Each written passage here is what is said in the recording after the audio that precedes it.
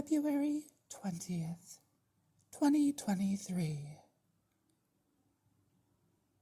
Hi, Rachel. Today I wanted to offer you some ideas I had. Let's treat them as speculations.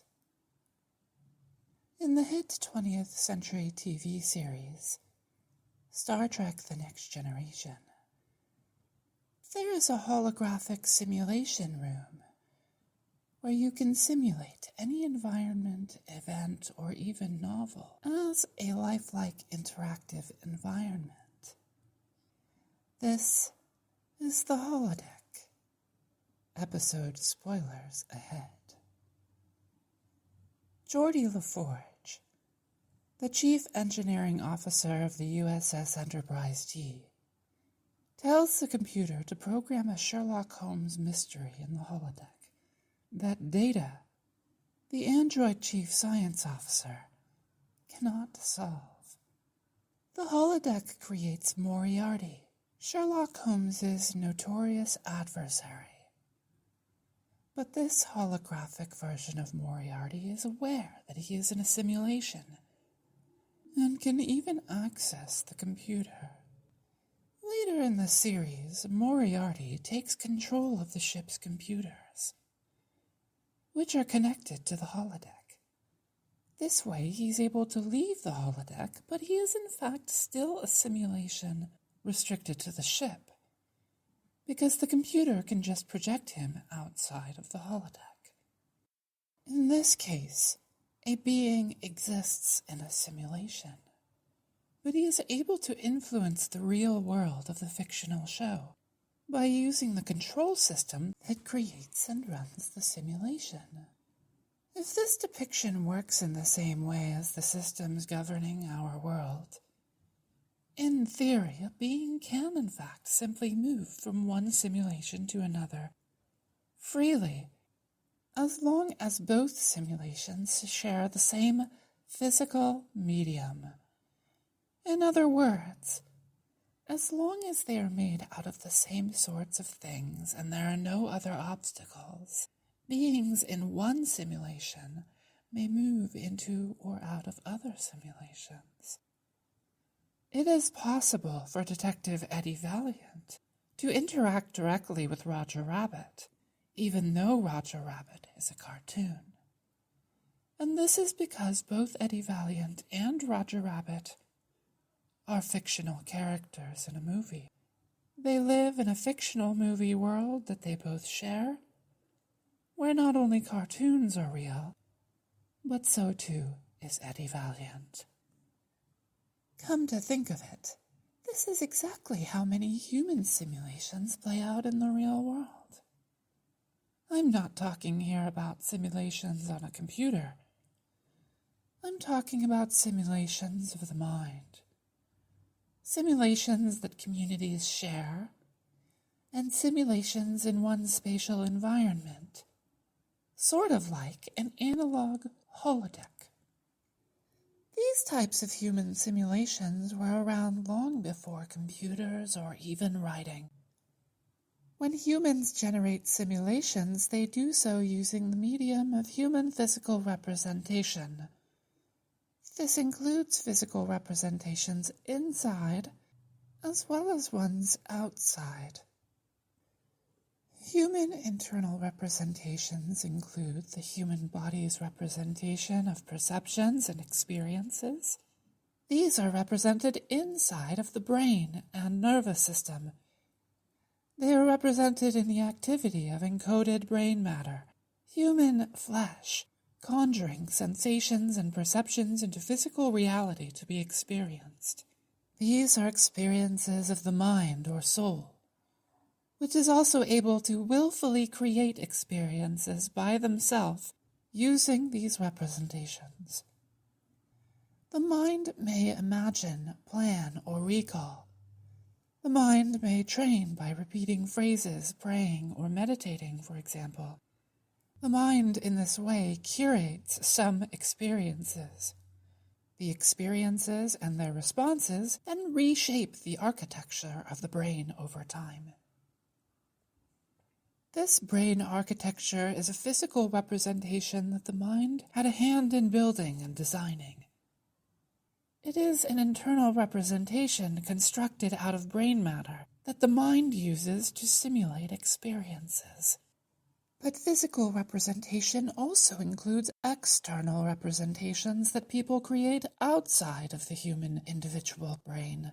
Things like emotional expression, language, art, and simulations shared and constructed by a group of people. Playing a role-playing game like Dungeons & Dragons or putting on a play are forms of simulations. Simulations are even a common practice among children in children's games like make-believe or pretend. And any role-play and conversation is a kind of simulation. Conversation is produced using sound, literally pressure waves in the air, which is a physical representation, or else using sign language. Physical representations using hand gestures and expressions. But also a shared belief or a shared model is a simulation. But also, a shared belief or a shared model is a simulation. The belief that the world is literally flat and shaped like a giant coin is a simulation. And on the other hand, the accepted model of the Earth as round is also a simulation, just one that describes the Earth's shape accurately. There are all sorts of shared group simulations and cultural simulations, and these often involve all sorts of physical representations, like the pieces for a board game, the lines in a play, or the costumed characters in a theme park like Disney World. The theme park itself is an example of a physically simulated environment, where the physical geography is used to represent a make-believe world to the consumer. Architecture in general can be understood as not only built to shelter people, but also as a simulated environment. It has its designated spaces that are meant to facilitate specific activities and modes of experience, which are based on the beliefs about space, represented by the mind of the architect. The physical props, sets, and enactments of simulations are human art, language, and customary behavior. They are all, again, physical representations. This means that just like in the world of Roger Rabbit, human simulations are traversable. Anyone can, in theory, go into or exit out of any human simulation as long as they are able to experience and interpret it, and there are no obstacles like, say, the ticket booth at Disney World. Humans can traverse simulations because all human representations are composed of physical media, in the physical world that we experience, called the Earth. When leaving a simulation, one merely has to be like Moriarty. One only has to be aware of the simulation, how it works, how to use it, and how to leave it. Or likewise, one can be like Data and Geordi and enter into a simulation.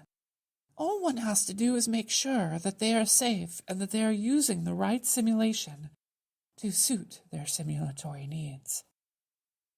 If a person enters a simulation they don't understand, such as by joining Scientology, for example, this can be uncomfortable or even traumatizing. And if they don't follow personal safety procedures, then a simulation can be just as dangerous as the physical world itself. War, for example, is a type of simulation that results in many human deaths.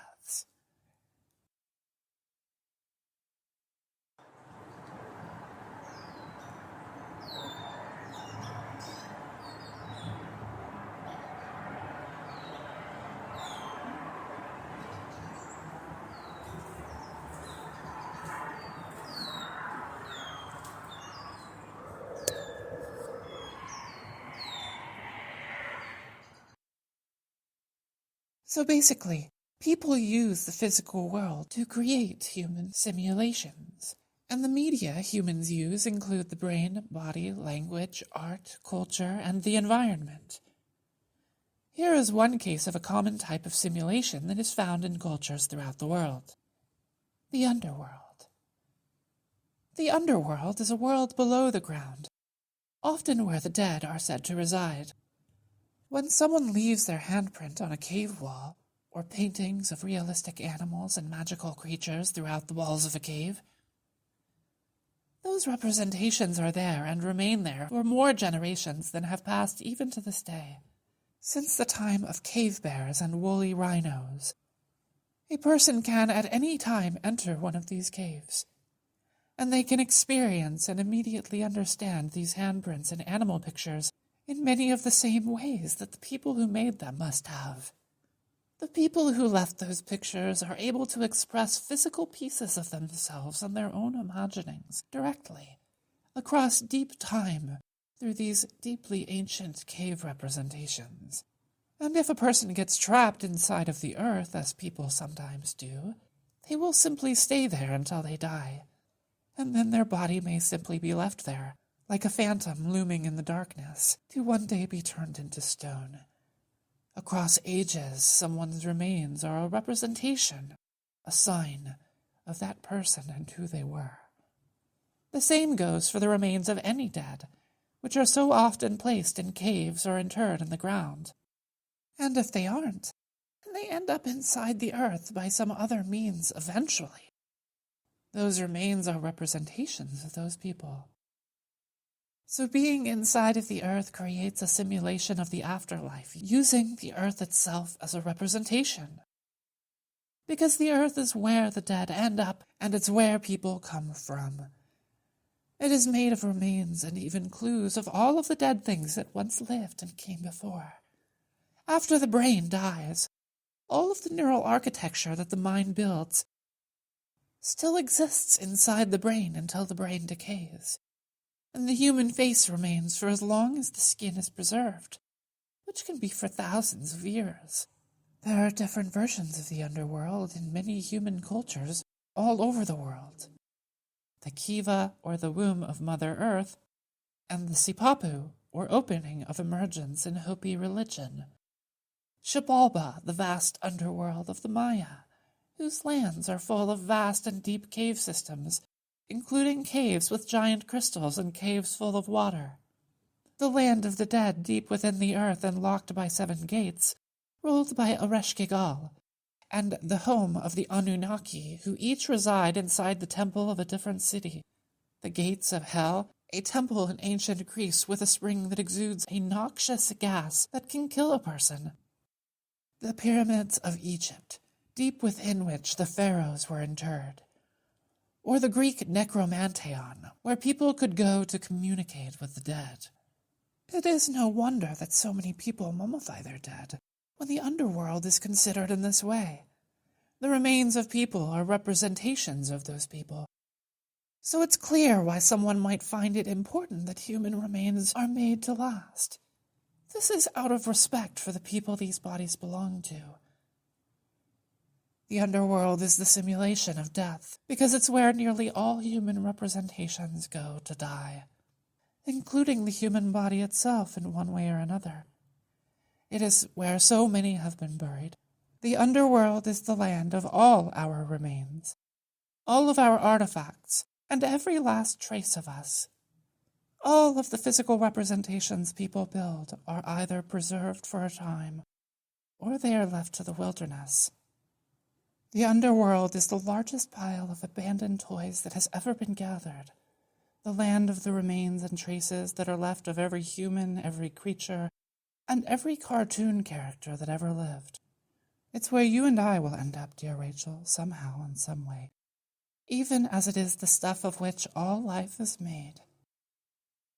So the physical world is itself a kind of haunted house, with that basement where a child might stand at the top of the stairs and look down in utter terror. The earth is haunted with everything that has lived there and then died. All of the abandoned simulations, like theme parks, reclaimed by time. And this is because everywhere on the earth traces of the beings that lived before can be found. The geographical record is like a trillion different endless series of crime novels, all set in the same universe. Everywhere you look, there are clues of someone who was there before. but oftentimes the culprit was a fantastic creature, like Tyrannosaurus rex. But also, we live in the same universe as Tyrannosaurus rex. That means that every being that ever lived on the earth is much like every being is today. They once also lived, and many of them had experiences not too far off from our own. Sea otters using tools to pry sea urchins from the seafloor, for example. And we will follow the dead wherever they may go. The physical world is a sacred place, and one that is far more awesome and powerful than any of us.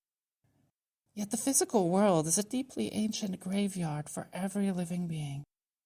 It is itself the representation of death. The underworld is all the world's contents.